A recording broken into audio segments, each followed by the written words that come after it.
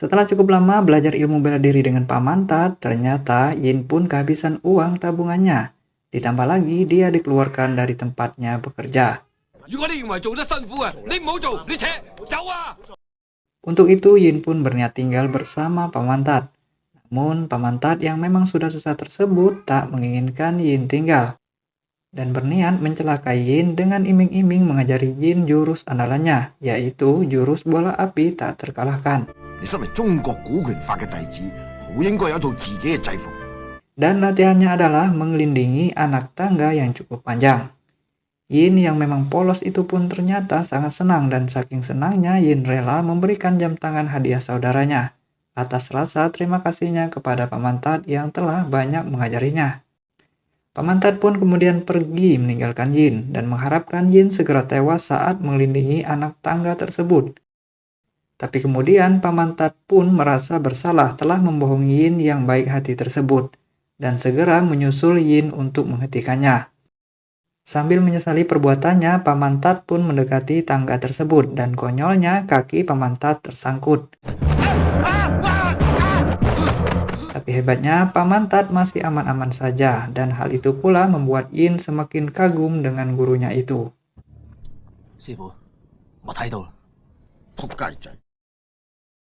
Scene kemudian berpindah di mana keesokannya Lee terlihat diganggu oleh Grizzly.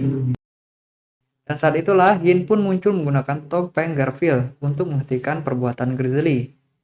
Grizzly yang sombong itu pun tentu saja merasa tertantang dan langsung menghajar sosok bertopeng tersebut. Dan pertarungan itu pun menjadi tontonan menarik bagi Lee dan teman-teman Grizzly.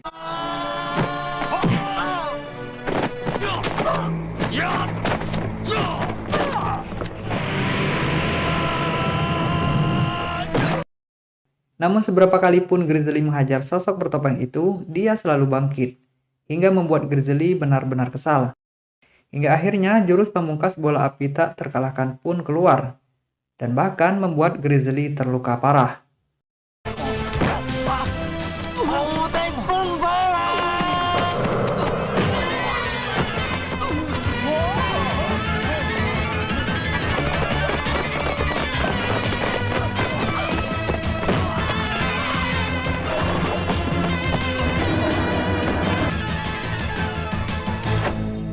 Akhirnya Yin pun berhasil menaklukkan ketakutannya. Kini sosok pria bertopeng Garfield yang menyelamatkan Lee ramai dibicarakan, hingga membuat banyak pria hidung belang berlomba-lomba mengakuinya, termasuk Pak Mantat sendiri. Bahkan Yin yang juga ingin mengakuinya malah kena apesnya saja.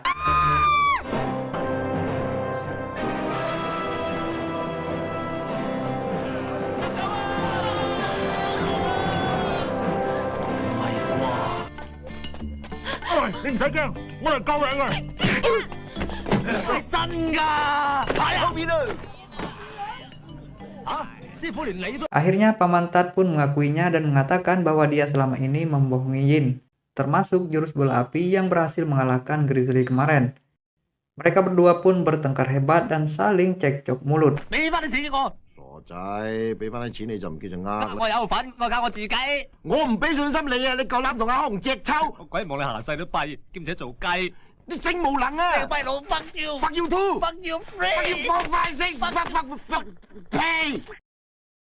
Yin yang tak tahu harus berbuat apa lagi akhirnya berniat mengakuinya langsung dengan Lee, namun pikirannya membuatnya ketakutan untuk menemuinya.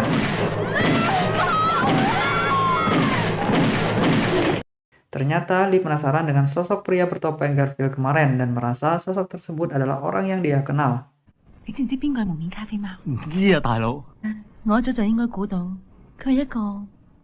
Lee sempat meminta pendapatnya Lin bagaimana seandainya jika dia bertemu dengan sosok tersebut. Tentu Yin ingin menguntungkan dirinya sendiri. 喺而家20世紀90年代，講多無謂，嘴佢啦。 Dan saat akan menciumnya, ternyata sosok yang dia pikir pria bertopeng Garfield adalah teman SD-nya. Kita sebut saja dia Kang Olon. Hati Yin pun hancur berkeping-keping saat itu. Mana ditambah lagi si Olon menyebutnya sampah. 阿麗同啲垃圾行埋一齊，垃圾係咪話我？係。打擊我所剩記得。Setelah Li diambil oleh si Olon, Yin pun merasa hidupnya tak berguna dan mengasingkan dirinya di tempat sampah. 唔阻你啊嘛，哥哥。唔阻，呢度擺垃圾嘅。 Hingga dia pun bertemu dengan Paman Tat yang kebetulan lewat di sana. 企喺度。錢我就一定冇得還㗎啦，而家連份工都冇咯。 Yin kemudian memaksa Paman Tat untuk menemaninya menantang si Olon dalam sebuah pertarungan resmi. 轉頭做咩啊？唔捨得你嘛，馬利。係唔係㗎？把聲喺邊度啊？同陳主任開緊會喎。同我交呢封信俾佢。 Namun saat itu si Olon terlihat sedang rapat bersama para ketua perguruan bela diri, termasuk si Grizzly sendiri yang mewakili bela diri judo. Rapat itu pun kacau karena si Olon terang-terangan menghina perguruan bela diri lainnya dan mengatakan bahwa hanya bela diri karate yang pantas memimpin. 我話在座咁多位都係垃圾。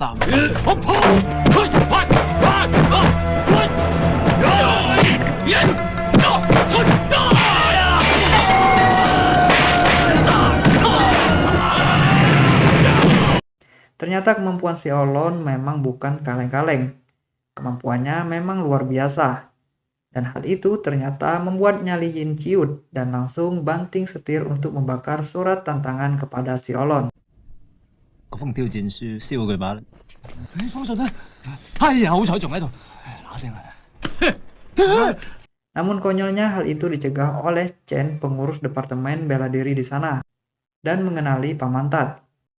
Akhirnya terungkaplah sejarah pahit Paman Tat, di mana dulunya namanya sangat diperhitungkan, hingga akhirnya guru si Olon mematahkan kakinya hingga membuat perguruan tinju Cina kuno tenggelam.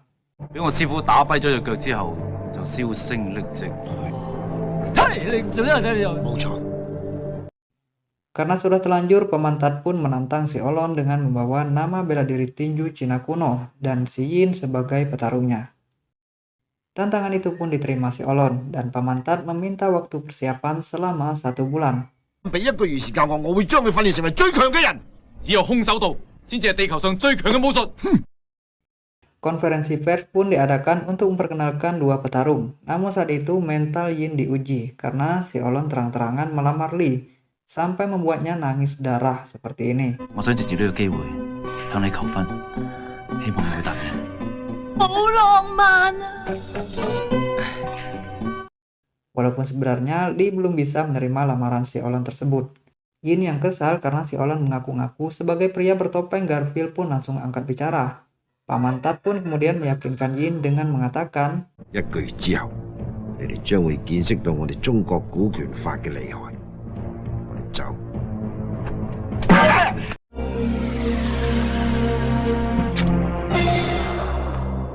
Singkat cerita, rencana pertarungan Yin dan Olon ramai di media. Bahkan para pemburu berita sering meliput kegiatan para petarung.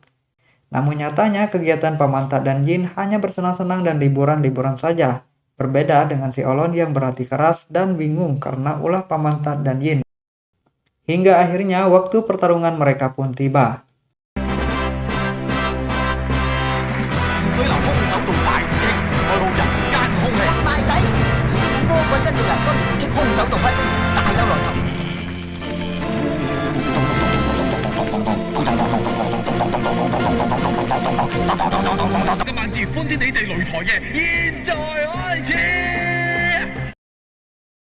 Di ronde pertama, strategi Yin adalah memunggungi si Olon.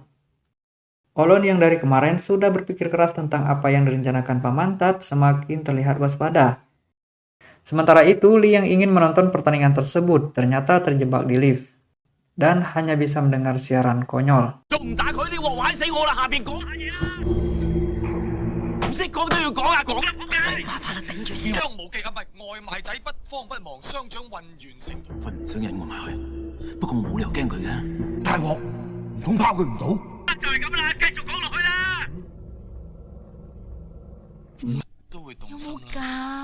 錯。一手抱腰，火再也控制不住了。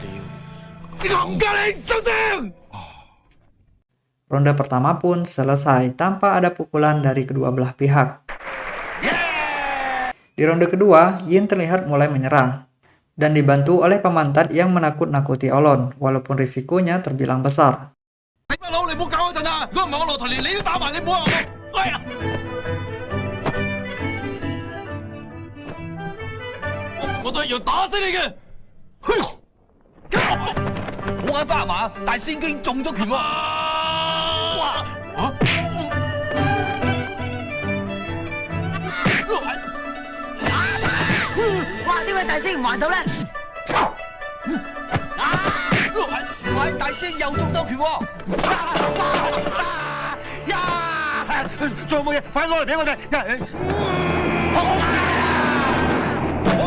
Akhirnya ronde kedua pun selesai. Di ronde ketiga, pertarungan sengit pun terjadi, di mana Yin terus mencoba mematahkan serangan karate Olon dengan menggulatnya. Dan ini juga sudah dipersiapkan pemantat. Ternyata sebulan sebelumnya, setiap pagi Yin juga berlatih keras dengan memfokuskan kekuatan mengunci pergerakan lawan. Akhirnya si Olon pun sangat kewalahan, bahkan nangis-nangis karena tak bisa berbuat banyak.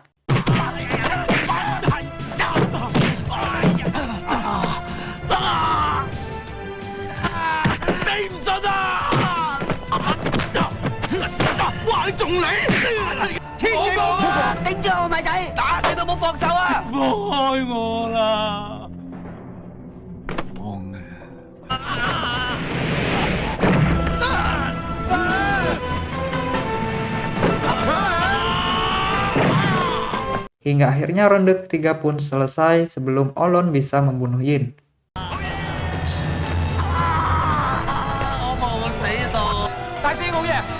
Tak lama kemudian, Li yang tadinya terjebak di lift akhirnya berhasil keluar dan menemui Yin. Hal itu pun membuat si Olon sangat kesal, kemudian menendang Yin.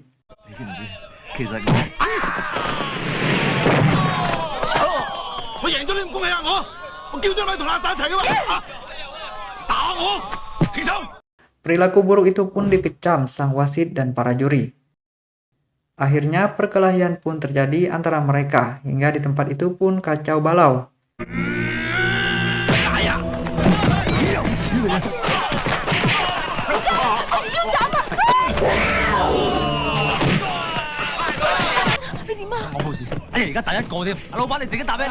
Melihat Olon yang membabi buta, Yin pun berniat menggunakan jurus bola apinya dan membutuhkan tangga.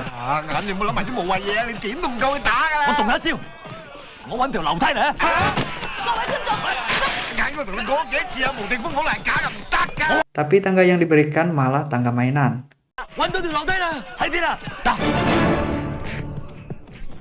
Hingga akhirnya Yin pun melihat roda besi dan berniat menggunakannya untuk mengalahkan si Olon. Si Olon pun kemudian dikunci, kemudian dimasukkan ke dalam roda tersebut bersamanya, persis seperti yang dilakukannya kepada Grizzly.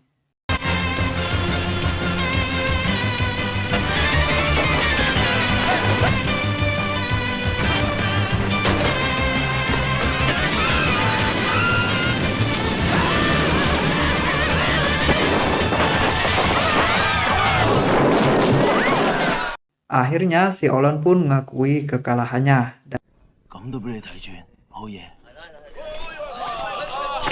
Film pun ditutup dengan ending yang mengolonkan.